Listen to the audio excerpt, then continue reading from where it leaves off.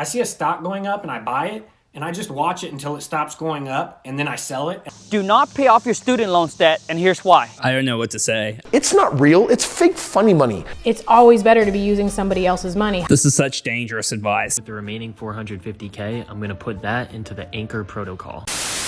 Welcome to Checks and Balances. I'm Michael Vincent. This is James Blair. This week we've got Dean Anderson from Kernel on the podcast, and we're going to be looking at some FinTalk, TikTok advice and giving our thoughts.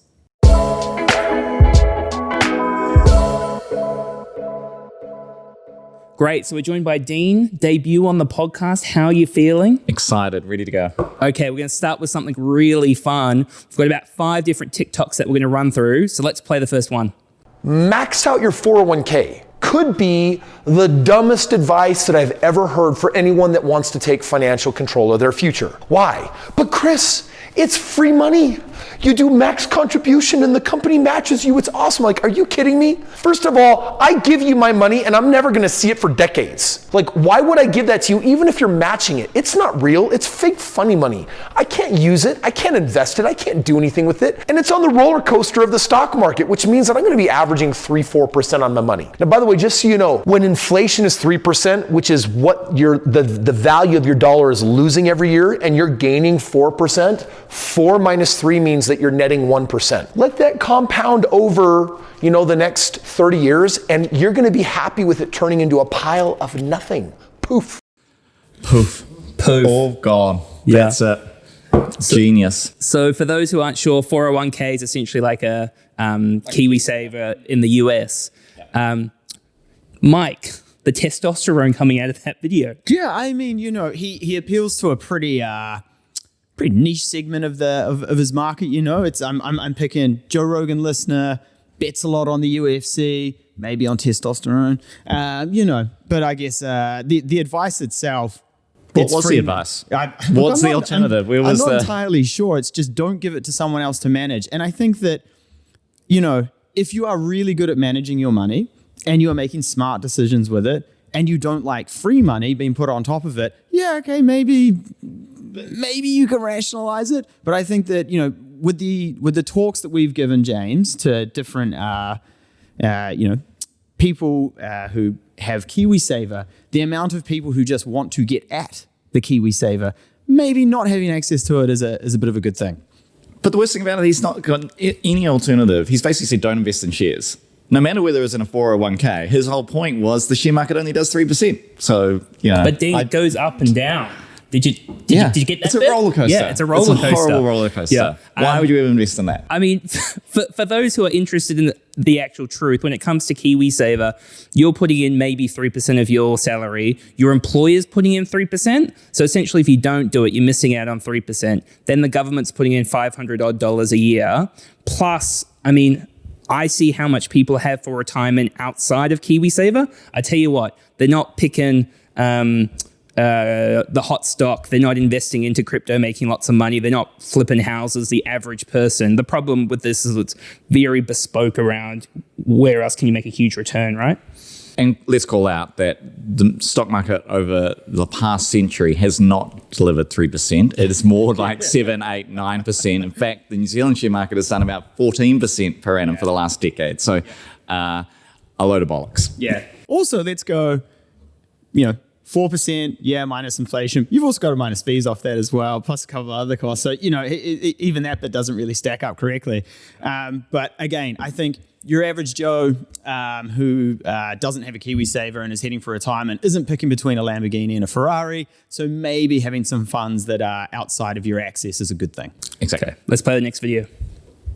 So how do we make money from home? For starters, this is not a sponsored video. We just get this question all the time, and honestly, the answer is really simple. So basically, I just trade stocks on an app called Robinhood, which I left a link in our bio if you want to check it out. It's free to download, free to sign up. They actually give you a free stock, so they're paying you to sign up. But again, not sponsored. And I know trading sounds intimidating. Here's my strategy in a nutshell. I see a stock going up and I buy it, and I just watch it until it stops going up, and then I sell it, and I do that over and over, and it pays for our whole lifestyle.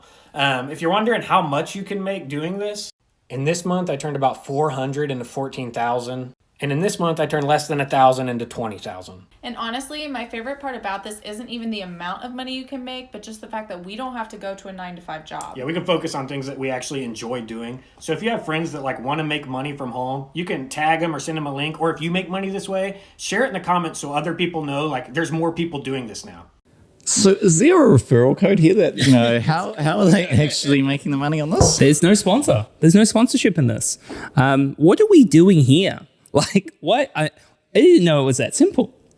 Exactly. Why don't we simplify it further? If only someone had come up with that idea before, maybe automated it? Maybe made an algorithm that did that for you? It would be free money. It's infinite money. Why don't we just pack up and do that? Why is he bothering? Doesn't even need to log in. Just let it run. I can't tell if he's being serious or not. I've been told by multiple people he is being serious, but the idea of buy low, sell high... It's edited. He's not making that sort of money. You do not make money trading. People fail at this all the time. They lose everything. It is ridiculous. Yeah, I guess the one of the fundamental ways that you can see through this sort of advice is, one, if he was that good at it, why is he telling everyone? And two, if he's really that good at it, why isn't he at Goldman Sachs doing it?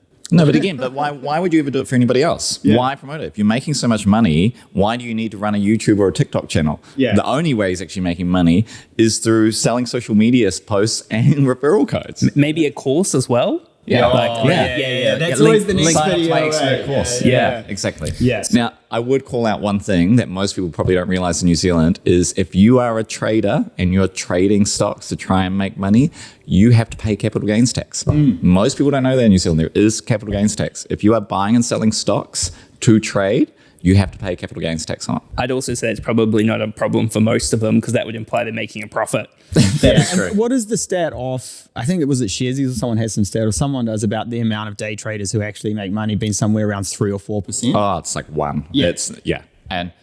But the interesting thing on the tax piece is that you kind of think, I'll get away with it.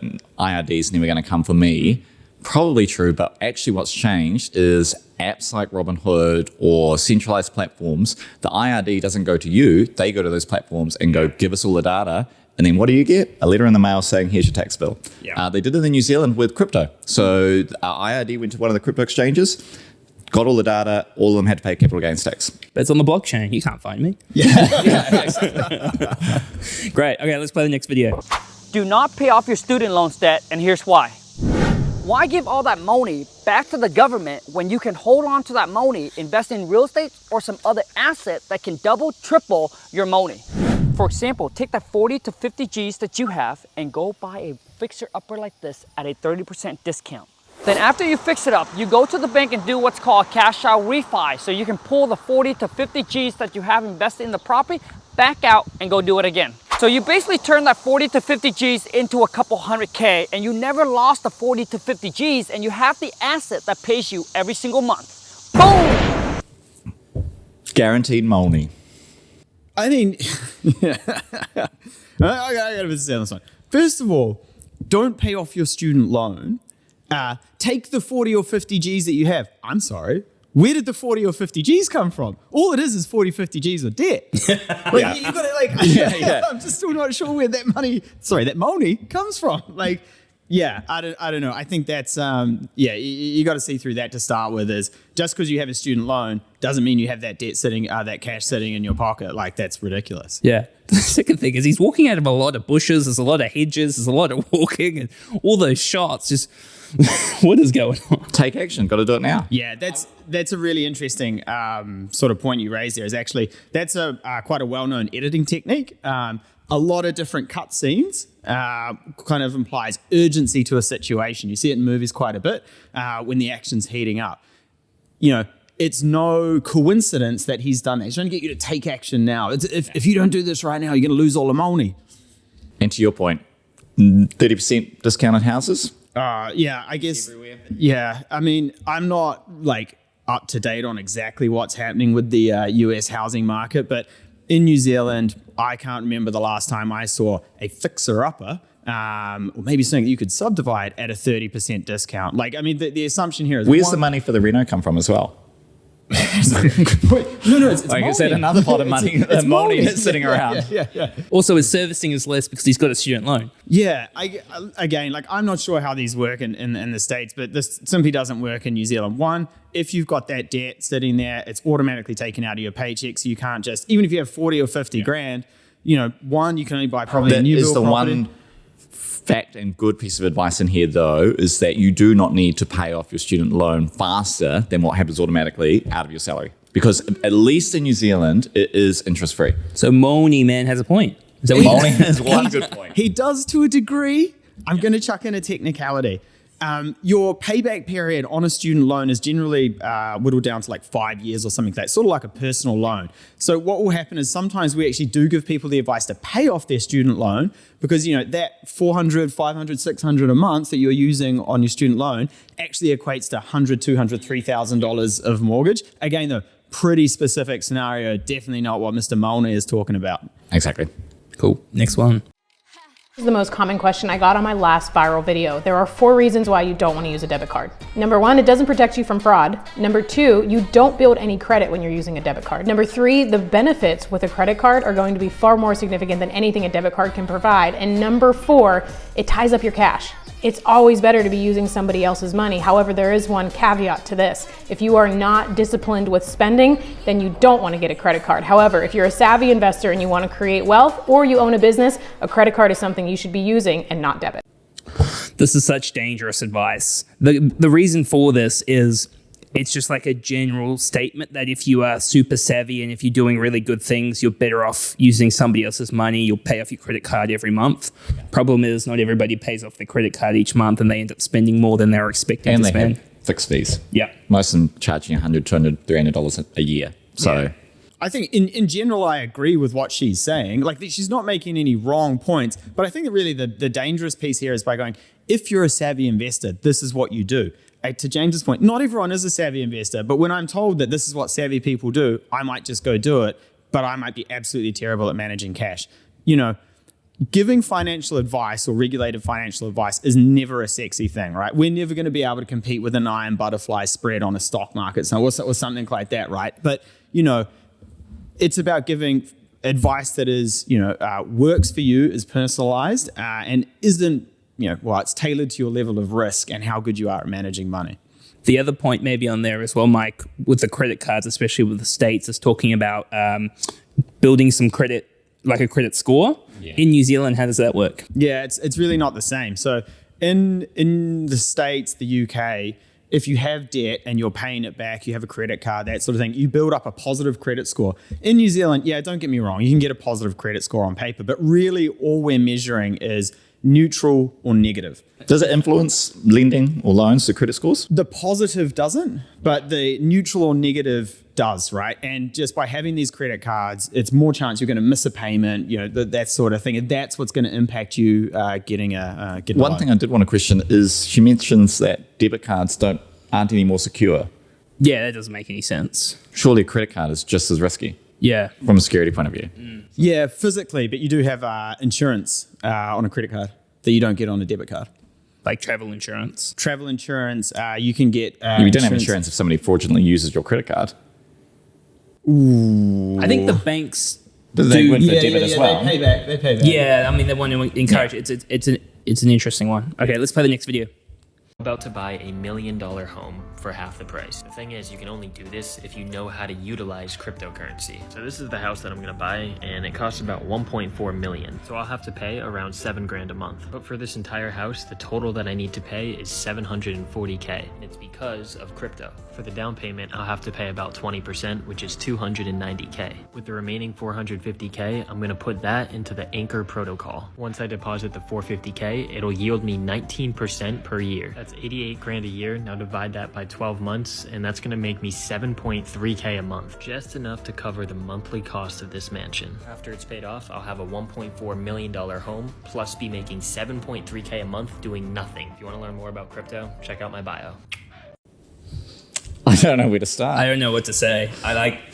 The thing I will say about this is I've looked at the comments, and the good thing is I don't think he's fooling anybody, thank goodness. But yeah, the bloke sitting in his mum's basement talking about crypto advice. How is he buying a house for half the price? I don't know. I guess like one of the important things to think about here, especially in the crypto space when people are offering advice on this is, if it seems too good to be true, generally it is. A 20% return on just, what effectively is a bank deposit is pretty gnarly. And I think actually the anchor protocol that this guy is talking about has actually recently been under investigation because the company that runs that was accused of insider trading and actually getting their own funds and investing in it to sort of bump up the numbers. Hey, shilling a scam is shilling a scam, right? And the other thing that's missing in the numbers here, tax. Yeah. And just come back to the real simple maths. If somebody is selling you anything that is going to make you a guaranteed 20% return, it just does not exist. Sure, maybe for a few months, at some point that blows up. The math is pretty simple. If you put a few $100,000 into something and it was paying you 20% a year, you compound that for 20 years, you're the richest person in the world. Like the math just does not work. Yeah. And again, right, like when you're looking at these sorts of things and people are promising this, absolutely the math doesn't work. Just keep in mind what they are preying on is FOMO. Fear of you missing out and looking like the person who was like, oh no, I'm too risk averse. I don't want to do it. Why didn't I jump in? All of my friends are making huge returns. Someone is always left holding the bag. You don't want that to be you. Alrighty, so that is 5 different TikTok videos. What do we call it, Mike? FinTalk. Yeah. Dean, thank you very much for joining us. Did you learn anything? I've learned a lot about how to make the money. Okay, so this is just a reminder that get rich quick schemes, they sound nice, but unfortunately they just don't work. And Mike made a really good point before around kind of there's no free lunches. Thank you very much for joining us. Please do not listen to any of that TikTok advice. Instead of listening to that TikTok advice, why don't you subscribe to Checks and Balances, give us a review, give us a like. We'll catch you next week. Cheers.